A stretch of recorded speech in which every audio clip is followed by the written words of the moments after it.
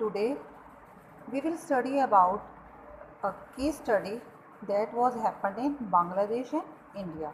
This is cyclone Aila. मैंने आपको cyclone के बारे में पहले बताया हुआ था। साइक्लोन्स क्या होते हैं? जो स्पीड के साथ एक ही जो राउंड में जो होते हैं स्पाइरल मोशन में जो विंड्स चलती हैं उसे हम कहते हैं साइक्लोन। तो ये हैपन हुआ था बांग्लादेश में और इंडिया में भी मई 2009 में। A severe cyclonic storm called Aila hit Bangladesh and India on 23rd May 2009। एक ऐसा ही साइक्लोन आया था कहाँ पर? बांग्लादेश और इंडिया में। कौन सी डेट को? 23 मई 2009। अब इसके जो अफेक्ट पड़ा था इस साइक्लोन का वो कौन कौन से एरियाज थे? सबसे पहले ये बांग्लादेश में आया था, डिस्ट्रिक्ट खुलना एंड सतखीरा में। They were worst affected by this cyclone. उसके बाद ये धीरे धीरे इंडिया में पहुंचा और इंडिया में जो वेस्ट बंगाल जो हमारी स्टेट है वहाँ पर इस साइक्लोन का बहुत ज़्यादा अफेक्ट पड़ा, उसने उसको बुरी तरह से प्रभावित किया। और इसमें जो डिस्ट्रिक्ट थी वो बहुत अलग अलग थी। ये थी मिदनापुर, हावड़ा, हुगली, बर्धवन, साउथ 24 परगनास एंड कोलकाता। अब ओरिजिन, इस साइक्लोन की शुरुआत कहाँ से हुई थी? The cyclone originated first as a tropical disturbance within the south west. ये यहाँ से साउथ वेस्ट मानसून से नॉर्दर्न पार्ट के, इंडियन ओशन के नॉर्दर्न पार्ट से स्टार्ट हुआ था और उसके बाद बे ऑफ बंगाल और उसके बाद बांग्लादेश और इंडिया में पहुँच गया था। अब इसका अफेक्ट क्या पड़ा? इस साइक्लोन में 300 से ज़्यादा डेथ हो गई थी, 300 से ज़्यादा डेथ हो गई थी दो ही कंट्री में, बांग्लादेश और इंडिया में। और 1 मिलियन पीपल होमलेस हो गए थे, उनके घर बर्बाद हो गए थे, घर ख़त्म हो गए थे। इसके कारण फ्लड भी आई, बारिश हुई काफ़ी, और जो एग्रीकल्चर लैंड थी हमारी वो पूरी तरह से पानी में डूब गई थी काफ़ी ज़्यादा। इसके लिए गवर्नमेंट ने जो रिलीफ ऑपरेशन किए थे उसके लिए, इसको रोकने के लिए वो क्या किया था, गवर्नमेंट ने जगह जगह रिहेबिलिटेशन सेंटर बनाए थे और उसके बाद आर्मी और नेवी को अफेक्टेड एरियाज़ में भेजा गया था सामान लेके। हेलीकॉप्टर्स यूज़ किए गए थे फूड देने के लिए, दूसरी चीज़ें देने के लिए। इस तरह से गवर्नमेंट ने इससे बचाव किया था। Now what is humidity? The amount of water vapour present in the air. जो वाटर वेपर हमारे एयर में प्रेजेंट होते हैं उसे बोलते हैं ह्यूमिडिटी। अब वाटर वेपर क्या होते हैं? देखिए, जब टेम्परेचर बहुत ज़्यादा होता है, बहुत ज़्यादा गर्मी पड़ती है तो क्या होता है, जो सन की रेज़ होती हैं वो डायरेक्ट पानी के ऊपर पड़ती है। तो पानी से जो वाटर वेपर ऊपर उठते हैं, जो भाप के तौर पर ऊपर उठते हैं, उसे हम बोलते हैं वाटर वेपर। और यही अमाउंट वाटर वेपर का जितना ज़्यादा एयर में होगा ह्यूमिडिटी उतनी ही ज़्यादा होगी। It means high temperature causes more evaporation. जब टेम्परेचर ज़्यादा होगा तो इवेपोरेशन ज़्यादा होगा, वाटर वेपर ज़्यादा बनेंगे, और जब वाटर वेपर ज़्यादा होंगे तो मौसम में नमी भी ज़्यादा होगी, जिसके कारण ह्यूमिडिटी भी हाई होगी। और जब लो टेम्परेचर होगा तो ह्यूमिडिटी भी लो होगी। अब इसका ह्यूमिडिटी को मेज़र करने के लिए जो इंस्ट्रूमेंट यूज़ किया जाता है उसे हम बोलते हैं हाईग्रोमीटर। ये चीज़ें बच्चे आपने याद रखनी है कि किस चीज़ के लिए हम कौन सा इंस्ट्रूमेंट यूज़ करते हैं। ये आपके MCQ फॉर्म में पूछा जा सकता है। Humidity of air is expressed in 2 veg.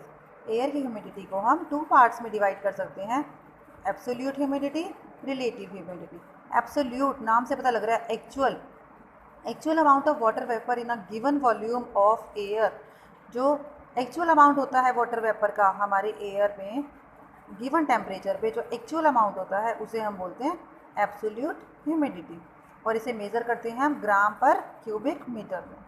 Relative humidity होती है रेशो एक्चुअल अमाउंट की और उसी टेम्परेचर पर जो मैक्सिमम अमाउंट हो सकता है वाटर वेपर का उसकी रेशो, और इसे हम मेजर एक्सप्रेस किस में करते हैं?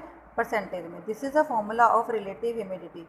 Actual vapour pressure divide by saturated vapour pressure into 100। अब कंडेंसेशन क्या होता है? ये वाटर वेपर से ही, इवेपोरेशन से ही रिलेट है। जब हमारी एयर पे वाटर वेपर बहुत ज़्यादा इकट्ठे हो जाते हैं तो उसके कारण से क्लाउड्स बहुत हैवी हो जाते हैं, गैसियस स्टेट में आ जाती है। जब गैसियस स्टेट लिक्विड में कन्वर्ट हो जाती है, मतलब conversion of water vapour into liquid और solid state is called condensation. जब वाटर वेपर या तो लिक्विड स्टेट में कन्वर्ट हो जाते हैं या सॉलिड स्टेट में, पानी की लिक्विड स्टेट में तो पानी ही होगा, सॉलिड में आइस हो सकती है, स्नो हो सकती है, स्नोफॉल। कंडेंसेशन के जो अलग अलग टाइप्स हैं वो हैं क्लाउड्स, ड्यू, फ्रॉस्ट, फॉग। अब क्लाउड्स कैसे बनते हैं? जब वाटर वेपर हवा में बहुत ज़्यादा हैवी हो जाता है तो उसके लिए बादल बहुत भारी हो जाते हैं, उसके लिए वो छोटी छोटी पानी की बूंदों में कन्वर्ट हो जाते हैं। इस तरीके से जो क्लाउड्स हैं इनको इन पार्ट्स में क्लासीफाई कर सकते हैं, सर्स, स्ट्रेटस, कम्युलस एंड निम्बस। ड्यू क्या होती है? ओस की बूंदें। Frost is formed when due occurs in the form of ice crystal. Frost जो है ड्यू का ही एक रूप है। जब ड्यू आइस क्रिस्टल छोटी छोटी बर्फ़ में गिरना शुरू कर देती है तो उसे बोलते हैं फ्रॉस्ट। और फॉग जैसे धुंध होती है सर्दियों में हम देखते हैं। When condensation takes place in the lower layers of the atmosphere, जब कंडेंसेशन एटमॉस्फेयर की लोअर लेयर्स में होता है, जो हमारे नीचे की होती हैं, ट्रोपोस्फेयर, लैंड सरफेस के पास ही होती हैं जो लेयर्स, तो उससे कारण क्या बनता है? फॉग बनती है। अब है प्रेसिपिटेशन। ये सारे आपस में लिंक हैं, इवेपोरेशन, कंडेंसेशन, प्रेसिपिटेशन। प्रेसिपिटेशन भी इसे ही बोलते हैं। जब लगातार वाटर वेपर के कारण कंडेंसेशन होता रहता है तो उसके कारण पानी की छोटी छोटी बूंदें बननी स्टार्ट हो जाती हैं। When these droplets join together, जब ये बूंदें एक दूसरे के साथ इकट्ठी हो जाती हैं, दे फॉर्म बिगर ड्रॉप्स, वो बड़ी बूंदें बना लेती हैं। Which become too heavy to float, जिसका फ्लोट करना तैरना बहुत मुश्किल हो जाता है और वो नीचे गिरना स्टार्ट कर देती है। इसी प्रोसेस को हम बोलते हैं प्रेसिपिटेशन। प्रेसिपिटेशन 4 टाइप का हो सकता है, rain, snow, slit, hello. Rain तो हमें पता है, ये जो बारिश हो जाती है, बारिश की बूंदें गिरती हैं। स्नो जो स्नोफॉल होता है सर्दियों में हिल स्टेशंस पे। और स्लीट और हेल ये हमें देखना है। Drizzle, when the drops of rain are very small, जब पानी की बूंदें बहुत ही छोटी छोटी होती हैं उसे हम बोलते हैं ड्रिजल। और जो इंस्ट्रूमेंट यूज़ किया जाता है रेनफॉल को मेज़र करने के लिए वो कौन सा होता है? Rain gauge. रेनफॉल भी 3 टाइप्स का हो सकता है, convectional, relief, cyclonic. Convectional rainfall कौन सा होता है? During the day when air comes in contact with the hot surface of the earth, दिन के टाइम में जब हवा अर्थ के हॉट सरफेस के कंटेक्ट में आती है, इट गेट्स हीटेड, तो ये भी गर्म हो जाती है, हल्की हो जाती है और ऊपर उठना शुरू कर देती है। अभी एटमॉस्फेयर के ऊपर लेयर्स में जाके ये दोबारा ठंडी हो जाती है। तो water vapour in it condenses, उसके बाद वाटर वेपर जो इसमें होते हैं वो कंडेंस हो जाते हैं और रेनफॉल हो जाता है एक बहुत ही हैवी डाउनफॉल के रूप में, जो गिरना शुरू कर देता है। It is sudden and often accompanied by thunder and lightning. सबसे पहले इसके कारण क्या होता है? बिजली कड़कना शुरू कर देती है। This kind of rain is called convectional rainfall. ये कब होता है साल में? ये कहाँ पर होता है? इक्वेटोरियल रीजन में। और इसको हम क्या कह सकते हैं? 4 o'clock rain. It is most important line. Convectional rainfall is also called 4 o'clock rain. ये है वो इंस्ट्रूमेंट, रेन गोज। इसके पिक्चर देकर भी आपसे पूछा जा सकता है, आइडेंटिफाई दिस इंस्ट्रूमेंट। देखिए इस टाइप का होता है कन्वेक्शनल रेनफॉल। अब relief rainfall, this type of rainfall is also known as orographic rainfall. Relief rainfall को हम ओरोग्राफिक रेनफॉल के नाम से भी जान सकते हैं। और ये कहाँ पर होता है?